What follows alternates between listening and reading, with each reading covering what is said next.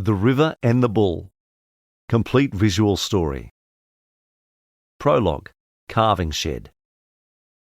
Muted dawn light seeps through the boards of an old dairy barn. Clover lies in straw, sides contracting, breathing clouds of steam into the chill. A wet calf drops into the light. She licks him clean, nudging him toward her udder. The farmer enters, his boots squelch, clipboard in hand. He kneels, checks the calf's sex, and exhales disappointed. Outside the barn, he dials his phone. In the distance, a truck idles. The faint letters on its side read Premium Veal. The quiet hours. Clover watches her son totter and stumble, legs thin as reeds. She presses close, heart pounding. Under dim lamplight, a tag gleams on his ear. Across the yard, men attach a small wooden crate to the back of the truck. He will be taken soon, she knows it. She moans softly, her sound mixing with rain dripping through the roof. Storm and escape. Rain thickens as workers rush to cover feed. The phone rings again, the driver delaying pickup until roads clear. Night falls under thunder. Wind hurls water across the pastures, loosening gates, breaking posts. Clover shelters her calf in a corner of the yard. A sudden wave crashes through a flash flood that tears through fences, sweeping both hay and wire away. Her calf is swept off his feet, carried helplessly downstream. His bleating fades as Clover runs along the bank, unable to follow. The truck arrives the next morning to an empty pen. Exiled by water. The calf drifts until current slows. He emerges limp and coughing onto a muddy riverbank. Forests rise ahead, tangled green walls whispering in the wind. Days pass. He follows the sound of streams, learning where grass grows thick, where shade shelters from rain.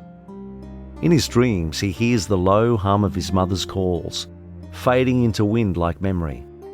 Encounters of the wild. A clearing lit by moonlight, wild boars dig into roots, snorting. He steps forward out of curiosity, too bold. The leader bolts toward him, tusks flash, earth flies. He dodges and flees, heart thrumming.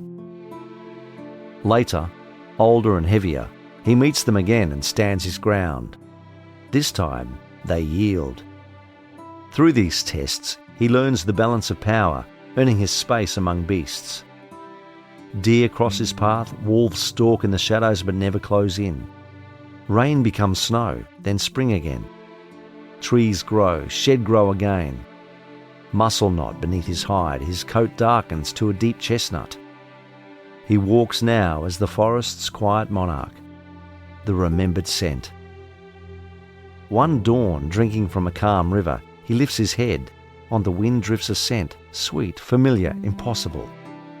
He follows it through the meadows and gullies carved by the same flood that saved him years ago. Fences appear again, smoke rises from chimneys. The world smells of hay, soil, milk and pasture. He stops at a ridge overlooking the dairy farm. Return to the yard. Clover stands among other cows, slower now, older. The farmer walks by without noticing her glance toward the horizon. The distant bellow rolls over the field. Clover freezes, ears pricking, then breaks into a run. Down the hill through the mud and gates, she charges until she finds him at a fence, huge, scarred, unshakable. Her low call trembles, his snort answers. They nuzzle through the wire. The farmer approaches. Recognition flickers.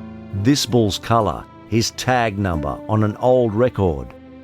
Male veal scheduled. He lowers his hat, opens the gate and watches them stand together as sun breaches the hill.